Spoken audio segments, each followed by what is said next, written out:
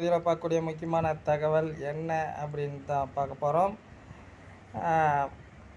Edappadi K Palaniswami அவர்களுடைய அறிக்கை, முன்னாள் முதல்வர் அவர்களுடைய அறிக்கையை தான் பார்க்க போகிறோம். தமிழகத்தில் ஆசிரியர் தகுதி பெற்ற லட்சக்கணக்கான வேலையில்லா பட்டதாரிகள் இருக்கிற நிலையில் பள்ளிக்கல்வித்துறையில் பல்லாயிரக்கணக்கான ஆசிரியர் பணியிடங்களை காலியாக வைத்திருக்கும் விடியா திமுக அரசுக்கு கடும் கண்டனம் அப்படின்னு இருக்கிறார். சரிங்களா, பாருங்கள் அவருடைய அறிக்கையை பாருங்கள். நீங்கள் இந்நிலையில் தமிழகம் முழுவதும் உள்ள அரசு பள்ளிகளில் சுமார் 670 அரசு மேல்நிலைப் பள்ளிகளில் தலைமை ஆசிரியர் பணியிடங்கள் காலியாக உள்ளதாகவும், சுமார் 435 உயர்நிலைப் பள்ளிகளில் தலைமை ஆசிரியர் பணியிடங்கள் மற்றும் நடுநிலைப் பள்ளியில் நூற்றுக்கணக்கான தலைமை ஆசிரியர் பணியிடங்கள் காலியாக உள்ளதாக செய்திகள் தெரிவிக்கின்றன.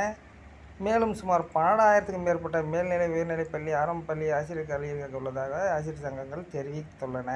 35 முதல் 45 மாணவர்கள் இருக்க வேண்டிய ஒரு வகுப்புக்கு அரசு நிர்ணயித்துள்ள அளவை காட்டிலும் ஆசிரியர் பற்றாக்குறை காரணமாக வகுப்புகளில் இருமடங்கு மாணவர்கள், அதாவது 60க்கு மேலே மாணவர்கள் படிக்கின்றனர் என்றும், இதனால் வகுப்பறையில் மாணவர் கட்டுப்பாட்டுக்குள் வைக்க முடியாத நிலை ஏற்பட்டுள்ளதாக ஆசிரியர் சங்கத்தினர் தெரிவித்தனர். ஆசிரியர் பற்றாக்குறையின் காரணமாக அப்பா பெருசாகுது.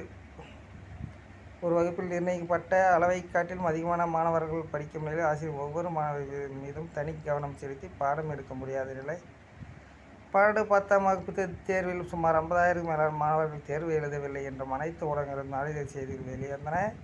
குறிப்பாக தமிழ் எங்கள் உயிர் மூச்சு என்று போலி வேஷம் போடும் இந்த திராவிட மாடல் ஆட்சியில் +2வில் சுமார் 50,000 மாணவர்கள் தமிழ் தேர்வு எழுத வராதது அனைவருமே பெரும் மகிழ்ச்சியை ஏற்பது. இது குறித்து ஆராய இந்த நிர்வாக திறனற்ற விடியா திமுக அரசு ஒரு குழு ஒன்றை அமைத்ததாக செய்திகள் தெரிவித்தன. அக்குழுவின் அறிக்கை என்னவாயிற்று என்று இதுவரை தெரியவில்லை. ஆசிரியர் பணிகளும் முழுமையாக நிரப்பாத நிலையில் தற்போது தமிழகத்தில் பள்ளிகள் திறக்கப்பட உள்ளது. பெற்றோர்கள் மத்தியில் தங்களது குழந்தைகளின் கல்வி பெரும் சேர்ந்து பெரிய அறிக்கையை விட்டுக்கிறாருப்பா. நீங்கள் படிச்சுங்கப்பா, அப்படியே ஸ்க்ரோல் பண்ணி